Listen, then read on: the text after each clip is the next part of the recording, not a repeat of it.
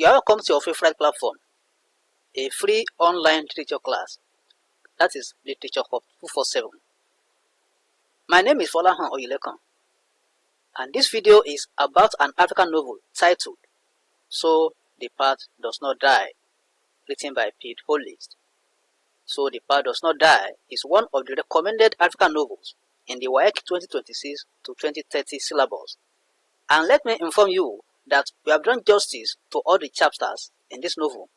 We started from plot summary to the prologue, and all the 24 chapters are already reviewed. We've also identified the themes.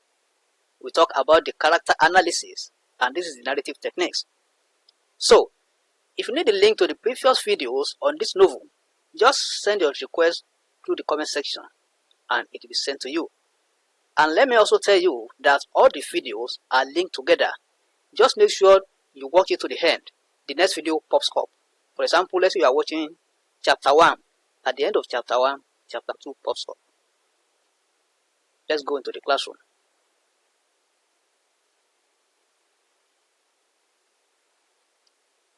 So the Path Does Not Die by Pede Hollist. Narrative techniques. Narrative techniques has to do with various ways the authors has used in giving us the information about the narrative in the novel. So, Pede Hollist has used different techniques here. So we are able to identify some of them. The first one is story and story. This book opens with a prologue that contains the story of Musudugu. This story is similar but different from the one in the real plot of the novel. So, it is a story in another story. Another technique is foreshadowing. This is a literary device where the readers are hinted about an event that comes to pass later in the narrative. The story of Musudugu in the prologue is similar to the main plot of the novel. It prepares the reader's mind for the events in the main plot of the novel. It foreshadows the events in the narrative. This tells us that the prologue is also foreshadowing what we are going to read in the novel. It's also an example of foreshadowing. In chapter 1, Baramusu advises Nabu about Finaba. She says that the path they have chosen for her will lead to nothing but trouble.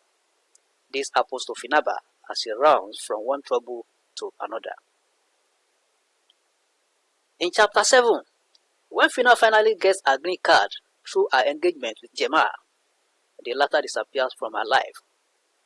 Fina looks for her, all to no avail. She then goes ahead and gets a court order, the first decree. This foreshadows the disruption of the wedding, where Fina holds the decree as evidence that she has divorced Jemma. We also have the use of flashbacks. This is a literary device that takes the readers back in time to the events that happened in the past. In chapter 2, after Finaba's circumcision process is interrupted by her parents, she is taken to a clinic. Nabu embraces Finaba, where she lies down, and her mind goes back to Dimusu's lifeless body in her mind. In the same chapter, the death of Dimusu, Finaba's sister is related through flashbacks. She is taken to Payata, who reveals the circumstances of her death. In chapter 4, Finaba is already in Crowder College.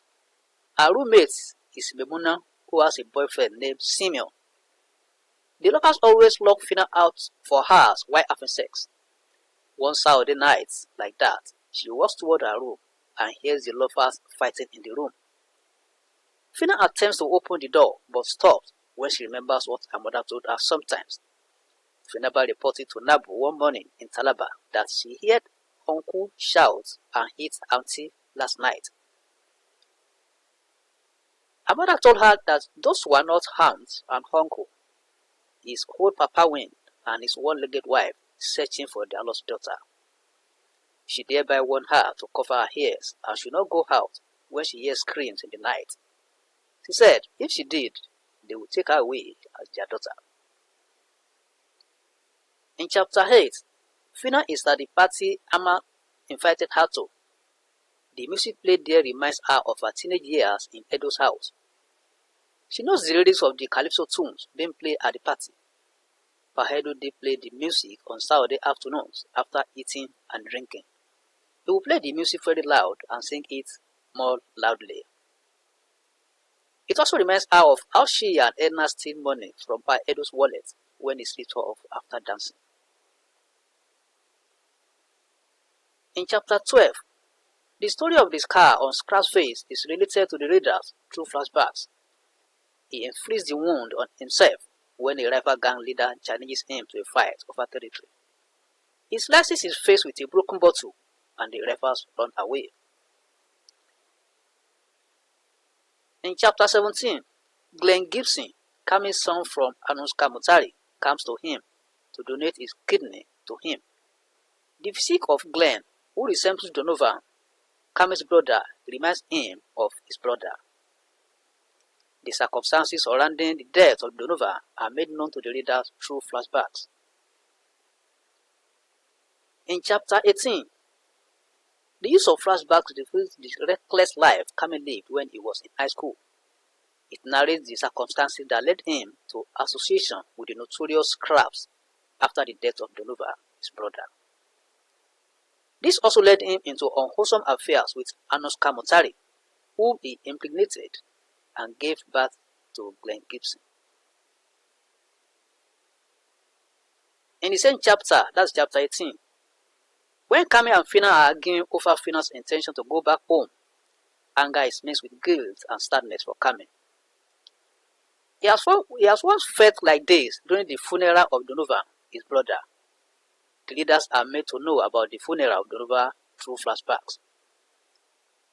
In chapter 22, Kami and Fina are revealing their past. After Fina narrates what Kissy did to her in Sierra Leone, Kami also narrates the accident he was involved in with Scraps while in high school. In the subsequent chapters, Mama Igbe narrates to Fina how her village was raided and her husband killed. My wife also narrates her story about her life in the hands of her sister's boyfriend, how they raided Mama Igbe's village, blinded her and killed her husband. She tells Fina how Captain, her sister's boyfriend, raped and impregnated her and allegedly killed the baby. All these are revealed to the readers through flashbacks. The next technique is contrast. We have the use of contrast. There is the use of contrast in chapter 2, after the death of Dimusu, after her initiation. But Amusu's views about the death are in contrast to those of Amadu and Nabu. Baramufu believes that the death serves as a lesson to our people that they are straying away from their culture. Amadu and Nabu believe that it is a warning that initiation is harmful. That is why they go against initiation of Finaba. We also have the use of classical allusion. This is a literary device whereby reference is made to a significant event, person, or concept from ancient Greek, Roman, or any mythology. In chapter 6, Fina has a phone conversation with Edna. The latter then informs Fina about her fiancé, Kissy. She then interprets the revelation by referring to the shock the suitors feel when Odysseus reveals his identity.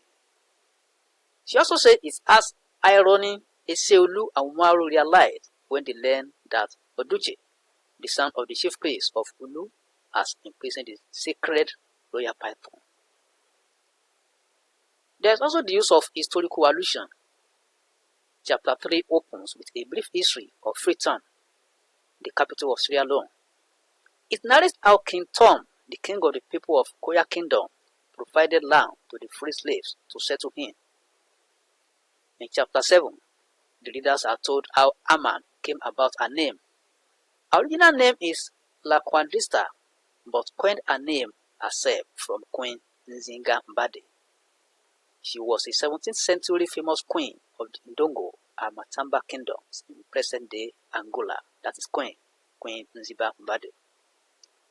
In response to Fina's question after the presentation on African names by Bayo, Amon explains the meaning of her name. She makes reference to Queen Nzinga Mbade that she got the name from her name. We also have trance. This is when someone becomes unconscious suddenly and the person receives some revelations. When Fina is going into Kiss's flat, she falls down and suddenly goes into a trance. She sees her father standing over her, dressed in a blue cotton gown. Her father asks her about the path she has taken. She also hears Baramusu answering that it is a path school cut for her. Her father wants her not to take the easy way, but to submit to the will of Allah. Baramusu also calls her to follow her and wants her not to cut the rope. Her father then shouts at her as she stretches her hand to Baramusu and stands up. We also have the use of suspense. In chapter 6, Finaba organizes a surprise send-off party for Meredith on her last working day. The patients and the people who know her are in attendance, including Sidibekeke and Aziza, his wife. As the events go on, Fina sees Sidibe calling Meredith aside. He whispers to her ear and gives her a small manila envelope. The leaders are put in suspense here because the discourse between Sidibe and Meredith is not revealed. The content of the envelope and the purpose are not revealed also. There is the use of suspense in chapter 16, where Glenn Gibson introduces himself to Kami as his son. That is when Gibson has come to Kami and introduced himself as his son. But let's see what happens. There's the use of suspense in chapter 16, when Glenn Gibson introduced himself to Kami as his son. This is what he said. Well, I believe you are my father. So the response of Kami is supposed to follow this statement, but there's the use of suspense there. The readers are put in suspense here as the author suspends the response of Kami, whether he agrees or not. Another event is brought to the readers. In chapter 18, Kami meets and listens to Glenn Gibson, who tells him that he needs him to donate one of his kidneys to him. Kami's response is not immediately revealed to the readers here. That's another one. We also have the use of dream. In chapter 11, in July's Saturday morning of Fina's wedding ceremony, she had a dream where she saw different weird objects and people. This is a bad omen for her, and it also foreshadows what happens in the church during the wedding ceremony. Biblical allusion. This is a literary device where an event in literature is likened to the events in the Bible. Demand them. You remember that group? Demand them is claiming superiority by blocking the entrance to the church on the day of Fina's wedding. Scrap and his men arrange themselves ready to enter the church. That scene is likened to the biblical Moses and the Israelites at the Red Sea. We also have the use of rhetorical question. This is an expression made in the form of a question that requires no answer. In chapter 16, after the aborted wedding, family and friends gather in Kami's house.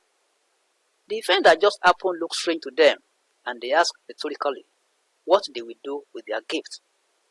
They say they can't give them to Kami since they are meant for couples. They jettison the idea of returning it and decide to keep it. In conclusion, the author makes use of different narrative techniques here, ranging from dialogue, omniscience, to first-person narrative technique. So, he has made use of different narrative techniques in the novel. So, we have done justice to the narrative technique used in So the Path Does Not Die.